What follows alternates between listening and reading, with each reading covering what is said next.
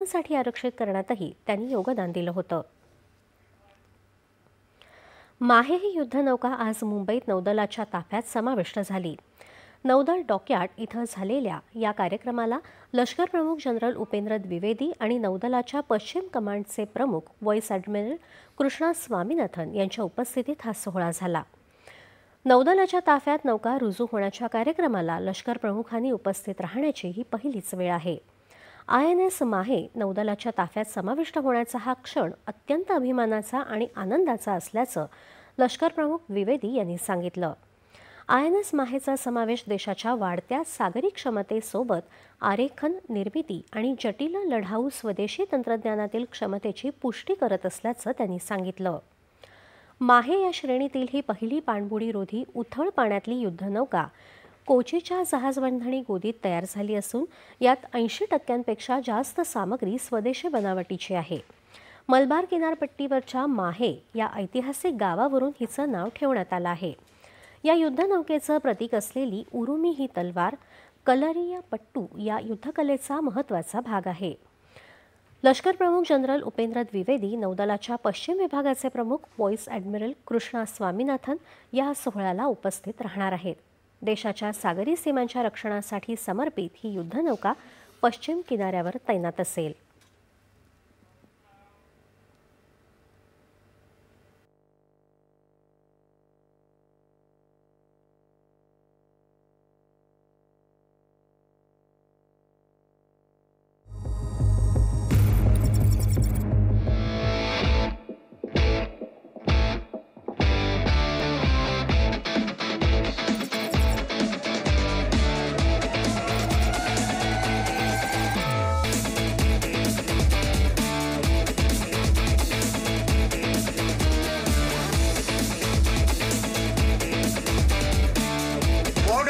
Full head engines.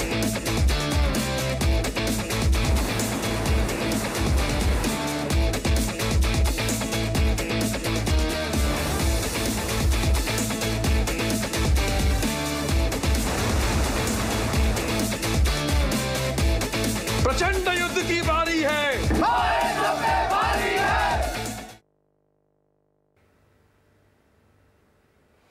या नौकेविषयी lieutenant commander Pranav Sharma आणि commanding officer AC Choubey यांनी अधिक माहिती दिली आहे. कैटेगरी में ये जहाज बहुत ही ज़्यादा स्टेल्थ टेक्निक्स के लिए मशहूर है. ये खाली पानी के ऊपर ही नहीं, पानी के नीचे भी इसमें स्टेल्थ टेक्निक्स दिए गए हैं. अगर हम इसके वेपन्स और सेंसर के बारे में बात करें तो सबसे आगे जो लगा हुआ गन आप देखेंगे उसका नाम है NSG, जो कि सरफेस टारगेट और एरियल टारगेट्स को गिराने में सक्षम है.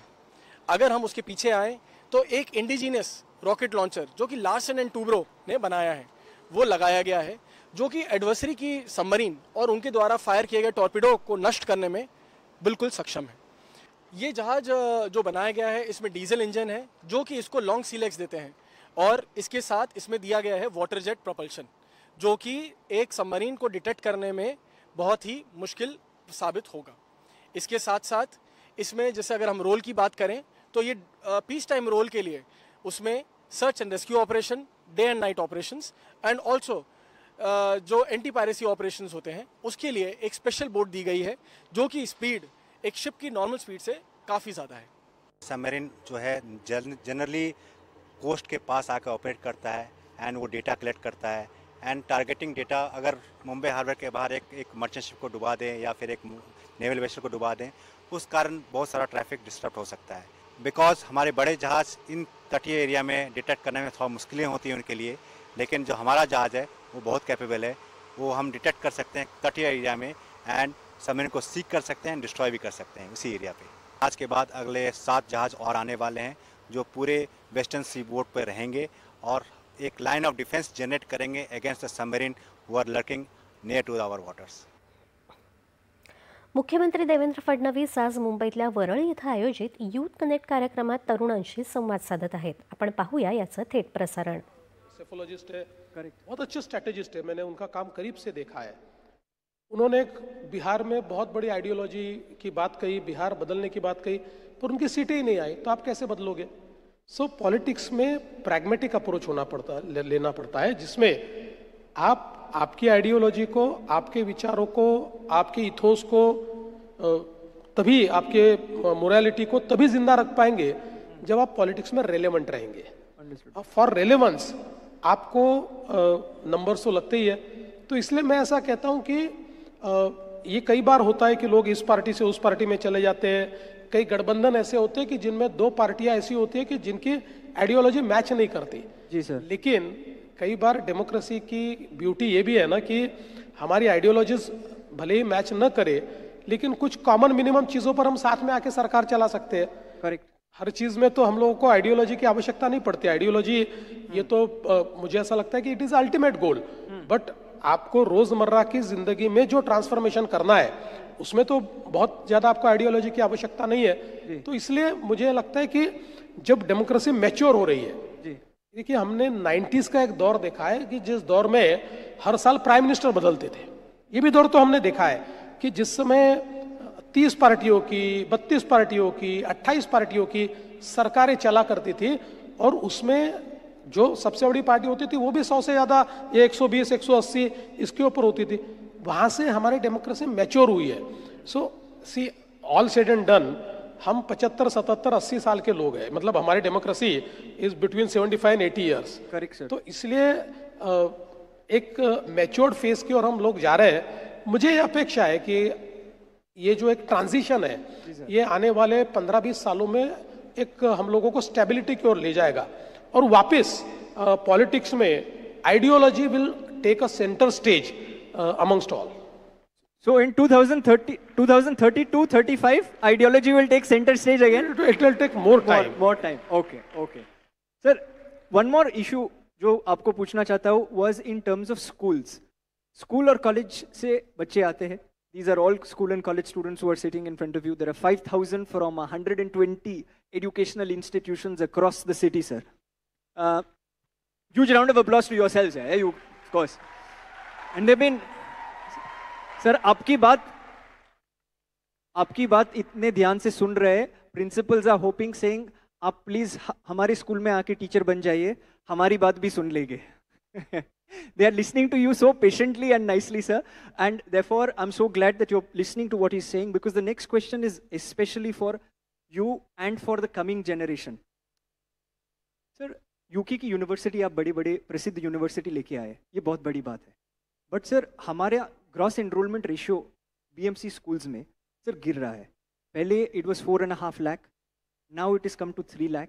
Of course the infrastructure in schools is improving, things are happening, but the gross enrolment ratio is decreasing. Sir, when will BMC schools become such that students will not have to go to a private school anymore, and then they will just be going to BMC schools? Not the timeline, but sir, is there a plan for this? मुझे ऐसा लगता है कि BMC schools अच्छी है जी sir, और कई BMC schools ये प्राइवेट स्कूल से भी अच्छी है. They are doing well. Correct. देखिए उनका इंफ्रास्ट्रक्चर देखिए, वहाँ पर टीचिंग लर्निंग मेथड्स देखिए, वहाँ पर नए गैजेट्स देखिए. सवाल ये जो संख्या कम होने का है, इसका एक कारण यह है कि जब हम लोग मतलब सारा ये ग्रोथ पीरियड था जी सर, उस समय प्राइवेट स्कूल्स कम थी, तो लोग सरकार के स्कूलों पर निर्भर थे, बीएमसी की हो, गवर्नमेंट की हो, और उसके सिवा लोगों के लिए कोई दूसरा जरिया नहीं था. अब बहुत बड़े पैमाने पर प्राइवेट स्कूल्स भी आई है, तो स्कूल्स की संख्या ये बहुत बड़े पैमाने पर बढ़ी है.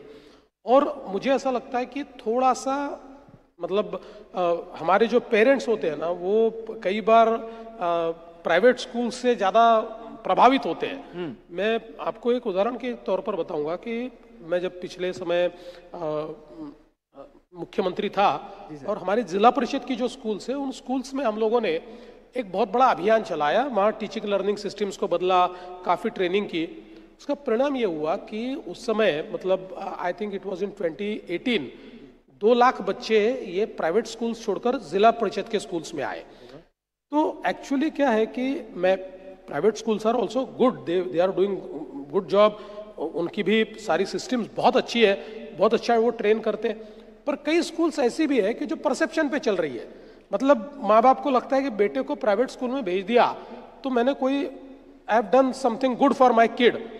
और अल्टीमेटली आप देखिए तो कई ऐसी प्राइवेट स्कूल्स है जिनसे बीएमसी की स्कूल अच्छी है, दे आर बेटर। लेकिन लोगों को एक वो जो एक मन में ये है कि सरकारी स्कूल में मैंने अपने बच्चे को डाला और प्राइवेट स्कूल में डाला, तो मैंने प्राइवेट स्कूल में डाला तो मेरा बच्चा भाई मतलब मैं I have done something good for my kid. तो ये थोड़ा लोगों के दिमाग से निकालना पड़ेगा। साथ साथ ये भी है, नवी दिल्लीत आजपासून 6व्या आंतरराष्ट्रीय कृषी विज्ञान संमेलनाची सुरुवात होत असून संमेलनाचं उद्घाटन केंद्रीय कृषी आणि